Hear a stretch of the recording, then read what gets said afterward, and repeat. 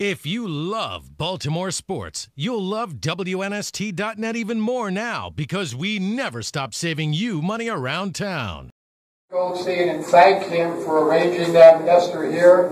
He'll tell you some stories about Nestor, I guess. I guess Nestor will be okay hearing those stories. And if you have it, it's 1570 a.m. I'm sure you've all listened to it. Very informative sports talk. I'm going to turn it over to Alan now. Before I introduce our special guest today, I want to make a few announcements. If you notice, I usually share this job with Ted Patterson, but Ted Patterson isn't here today. Last I heard, they said he was searching for his last jump shot. And somebody, they just had this Apollo mission, and one of the astronauts said they saw a strange object passing them in outer space. So, the other thing with, of course, not having Ted Patterson here is we won't have any book sales today. I know you're greatly disappointed about that. We were going to have one book sale, but the author isn't here. We're going to be having a wholesale of Frank Lasseter's playbook. Usually there are more people here, but they were all on a mission to Houston for the Senior Olympic basketball. So that pretty much, there's one other sale going on. I know Pat Conway is in the gift shop on Monday. Friday's in the gift shop? Okay. On Friday, he is having a special sale on butcher aprons autographed by Reynolds. Personally autographed by Mark Reynolds here. All butcher aprons are on sale. Now I've known Nestor for quite a while. He started maybe in the lowest job in the newspaper business, right? Agate clerk. Well, I don't know if I should explain what an agate clerk is. If you know what agate is, it's the smallest print, right? And it's like, I think it was with the horse, was it with the horse racing that you were doing? Box scores. Oh, box scores. Standings, statistics, scoreboard page. Right, all these scoreboard, right.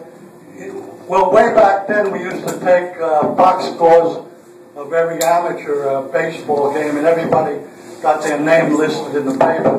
We were supposed to sell a lot of papers back then.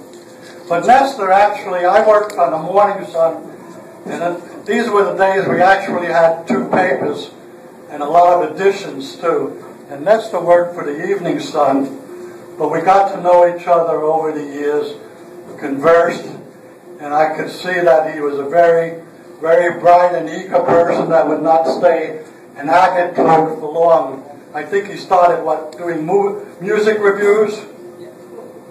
I didn't understand the music he was reviewing, but he was reviewing music. Anyway, we also had back then the News American. We had 3 papers in town. That's all ancient history. So the only question I had here today was whether Nestor was going to appear. We were exchanging notes for a long, long time, and he told me he might be flying. And I finally asked him, I said, "Where are you flying to?" And he said, "Oh, I was planning to fly to Geneva for a peace conference with Peter Angelos, but Peter Angelos at the last minute canceled out. So we're lucky today.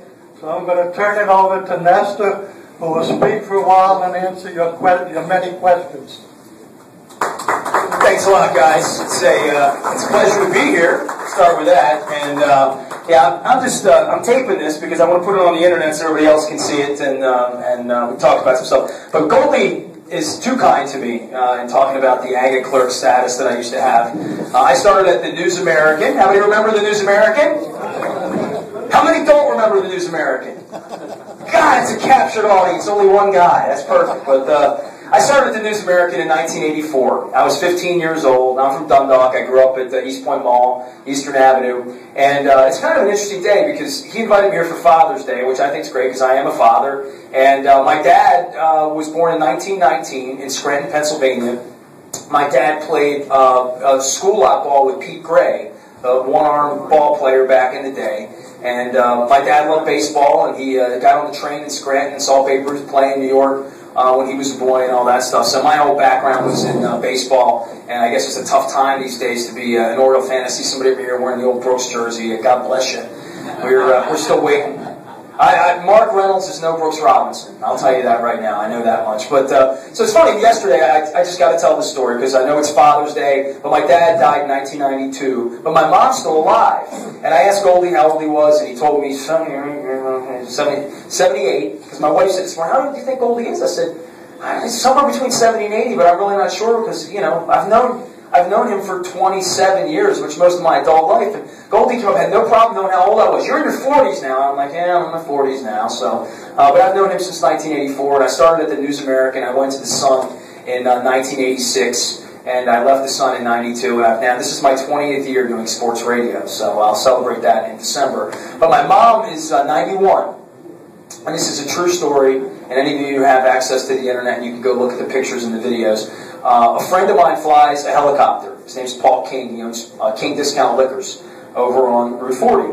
And for 2 years, he's been trying to get me up in his helicopter. Now I'm 42. I've never been in a helicopter in my life. And he invited me up, and my wife and I said, "Oh, that's wonderful. We get to go up." I said, "Well, I wonder how many seats there are." And Paul said, "Well, I got a 4-seater. So there's me, you, and your wife. You got an extra seat. Invite someone." And I said, "My mom's 91, and she's never been in a helicopter." And I invited her, and yesterday, for Father's Day, we took my mom on a helicopter ride around Baltimore at 91. And she not only, well, first two things, she lives alone. Now, I don't know what the demographic breakdown of this group is. I only know you have to be 60 to play basketball with you. That was told to me. Joe Lamantia told me that. You got to be 60 to be in this league. So I said, to my mom, I wasn't sure if she could handle it, and I sat with her last week, and I put a video camera on her at the IHOP. We go to the IHOP on Merritt Boulevard every Saturday for pancakes. And I said to her, "You ever been in a helicopter?"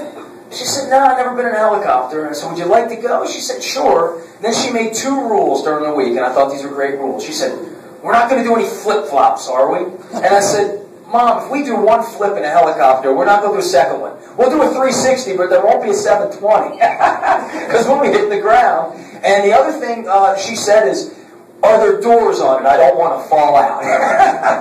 So we took my mom yesterday, so it's a pleasure to be here on Father's Day. I lost my dad 20 years ago, but my mom's still kicking. And, if I can get her winnie walker over here, she'll go play basketball with you boys. I mean, she watches the Orioles every night, drinks 2 beers every night. She's beautiful. So, but it is a pleasure to be out here with you guys. My whole background's in journalism. I don't know how many of you are familiar with, how many of you have heard my radio station or at some point in the last 20 years? Well, most of you. Thank you. I appreciate that. It's good that I'm reaching you guys because I'm trying to reach the young people. And Goldie was talking about the newspaper industry. How many of you still read a newspaper every day? Still read the Sun? And just from a head count, how many of you go online and do your reading online or read on the web? Great.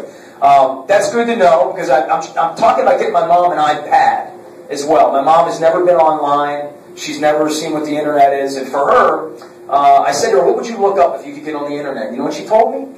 "Could you get recipes online?" And I said, "Yeah, you could get recipes online." She said, "Well, then get me one. Yeah, I want to get on that. She can get recipes." If you love Baltimore sports, you'll love WNST.net even more now because we never stop saving you money around town.